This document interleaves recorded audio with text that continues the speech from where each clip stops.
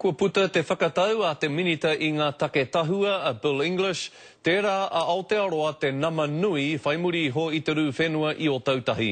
Hei tā English ki ngā whare tahua matua I te papatongarewa I te rānei, ka eke ke te nama a te kāwanatanga ki te 10 piriona tāra, kaua ki te 5 piriona I matapaitia tuatahitia e rātau.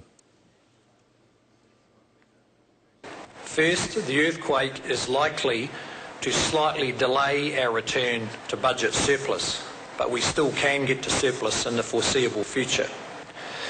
Second, meeting the government's share of the immediate earthquake costs will require a substantial front-loading of Crown debt in the next year or two. Hei tāna no e kore e ea I te kāwanatanga tēnei nama nui I roto I te whātau I nāia nei, engari I roto I te 5 tau, neke ke atu rānei I tērā.